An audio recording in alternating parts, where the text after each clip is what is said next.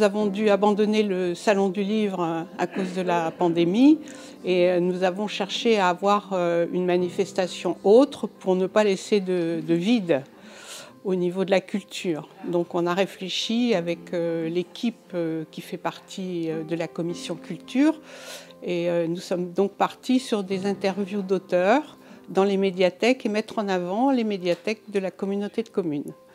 Donc à ce jour, on a déjà eu 3 auteurs qui sont venus à Saint-Denis à 40 ans et puis aujourd'hui donc à Sainte-Mère-Église et puis de nouveau à 40 ans samedi matin avec un spécialiste de la bande dessinée pour enfants. Alors mon dernier livre, c'est le 4e tome d'une série qui s'appelle Châteaux et manoirs de la Manche.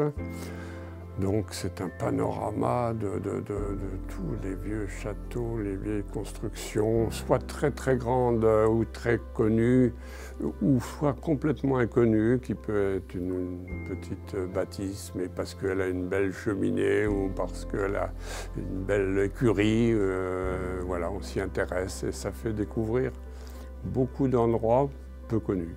Il faut qu'ils soient intéressés par l'histoire, intéressés par les beautés de notre département, qui en a énormément. Mon livre, c'est une enquête en fait. C'est une enquête dans le monde de la mer de Saint-Val-la-Hougue, que je connais pour y être née, donc avec lequel j'ai des attaches particulières.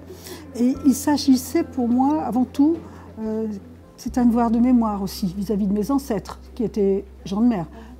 Pas que, pas tous, mais c'était pour moi important de rendre hommage à toutes ces personnes qui ont réussi à vivre sur un coin de terre quand même assez hostile, un site stratégique comme il y en a beaucoup, mais un endroit hostile où il y a des submersions marines.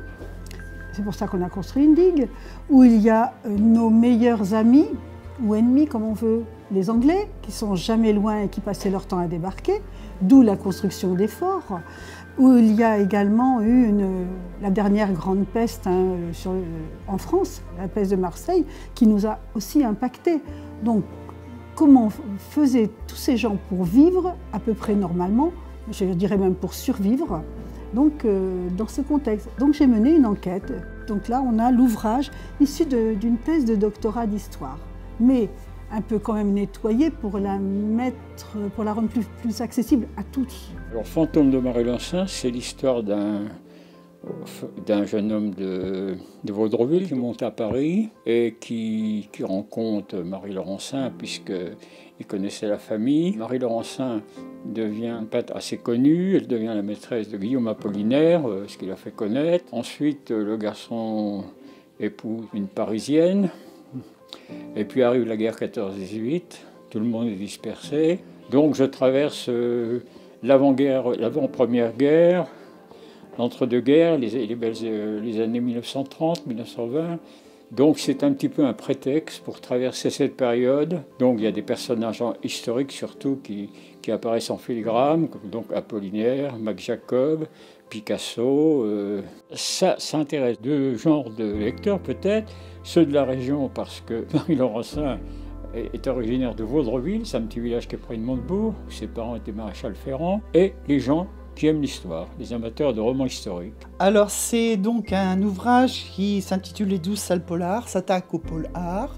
Moi j'ai choisi l'architecture. Je suis un 12e d'auteur, puisque nous sommes 12 à avoir produit un texte, une intrigue policière. J'ai trouvé l'histoire intéressante, donc elle se situe à Villers-le-Sec, dans l'ancien hospice qui a été un hôpital militaire pour les Belges, qui a toute une histoire intéressante qui m'a interpellée bien fréquemment et j'ai voulu situer cette intrigue dans ce lieu. C'est un livre qui s'adresse à tous, aussi bien aux adolescents qu'aux adultes, et qui concerne toutes sortes de lecteurs, puisque à chaque histoire correspond un auteur, un style et des variantes sur un thème commun.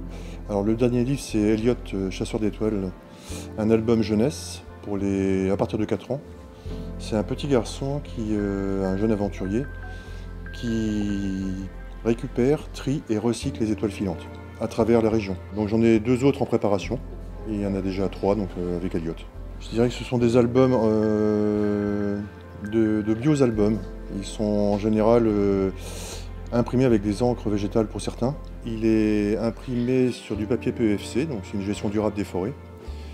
Et un arbre a été planté en Bretagne pour celui-ci. Tous ces livres peuvent être achetés à la Maison de la Presse de 40 ans les Marais, également à la Maison de la Presse d'Isigny-sur-Mer. Ils peuvent être empruntés à la médiathèque municipale de Sainte-Mère-Église et aussi sur demande à la médiathèque de 40 ans les Marais, à la bibliothèque de Terre et Marais et à la médiathèque de Picoville. À bientôt sur tvie.tv.